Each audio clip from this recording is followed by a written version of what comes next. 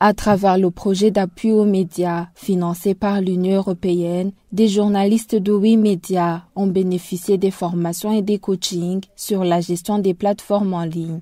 Le 7 décembre, leurs meilleures productions web sur le genre ont été primées.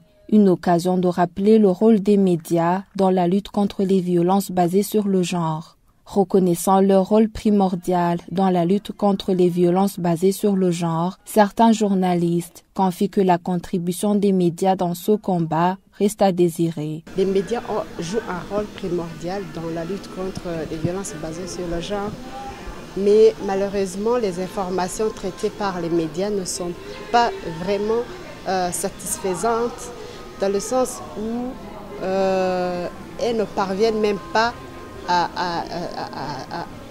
aux victimes, parce que la majorité de la population burundaise n'ont pas accès, et surtout les femmes rurales, n'ont pas accès à l'information. Je voulais juste encourager les journalistes burundais, les hommes et les femmes, de s'investir de nouveau et avec une force pour essayer vraiment de combattre les VBG, parce que ça fait vraiment mal d'entendre quelqu'un qui a été privé de ses droits et qu'on reste comme s'il ne s'est rien passé, alors que nous devons jouer un moteur, nous devons être un moteur dans le sens de lutter contre les violences faites aux femmes et aux filles. L'ONG La Benevolencia d'appui aux médias se dit satisfaite de la contribution de la presse dans la lutte contre les VBG. Pour Nestor Murunziza, chef de mission de cette ONG, les médias pourraient renforcer leur rôle de chien de garde en faisant connaître aux femmes leurs droits. De plus en plus, on voit les médias en ligne, classique, la presse écrite. Je les vois de plus en plus investir, rapporter des choses parce qu'ils sont partout. Les médias pourraient, s'ils voulaient vraiment, que sur les réseaux sociaux, les médias classiques, ils pourraient jouer un rôle de chien de garde, comme on appelle. Pour dire là, par exemple, il y a de l'impunité, mais aussi pour faire connaître les droits aux concernés, à commencer par les femmes. Et enfin, je considère que les médias pourraient pousser aussi des organisations, des institutions comme l'Assemblée nationale à voter des lois, mais pas seulement voter des lois en faveur de cela, mais aussi faire le suivi. Le ministère de la Communication, des Technologies de l'Information et des Médias affirme apprécier ce projet de l'Union européenne qui, d'après lui, contribue au changement d'attitude des médias, notamment à travers la promotion des meilleures productions sur les violences sexuelles basées sur le genre. Le journaliste ne saurait se désolidariser du combat contre ces violences dans notre âge.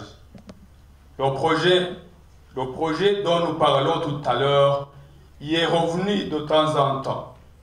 Notre souhait profond est que ces efforts soient quotidiens, systématiques, pour encourager les initiatives positives en faveur des femmes et des filles, surtout celles qui sont victimes de ces barbaries, et dénoncer sans phare toute commission d'actes dégradants contre nos sœurs, nos mères, nos filles. Nous serons néanmoins gré aux bailleurs qu'est l'Union européenne d'étendre son appui à plus de médias, à ceux qui sont déjà confirmés autant qu'à ceux qui se cherchent encore. Selon le chef de la délégation de l'Union européenne au Burundi, il est important que les médias en ligne soient responsables de leurs publications. En avril 2022, l'Union européenne a adopté une nouvelle régulation qui s'appelle Digital Service Act et qui permet de mieux lutter contre les dérives des réseaux sociaux, comme les discours de haine, la vente de produits contrefaits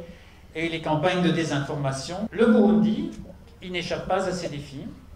Et aujourd'hui, de nombreux jeunes burundais sont connectés aux réseaux sociaux, aux plateformes uniques pour l'innovation, la créativité, les opportunités.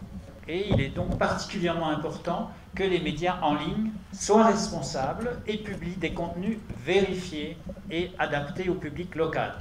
Je n'ai aucun doute que la nouvelle loi burundaise sur les libertés des médias, disons son actualisation, en cours de préparation, consacrera au moins un chapitre à la régulation des médias en ligne. Financé à une hauteur de plus d'1 million d'euros sur une période de 24 mois, 11 médias ont bénéficié de ce projet, à savoir la radio Isanganiro, le journal Iwachu, Jimbere Magazine, Mashariki TV, Umucho FM, Rema FM, Radio Culture, RTNB, Radio Ijwi Mukenyezi, Radio TV Ubuntu et Radio Izere FM.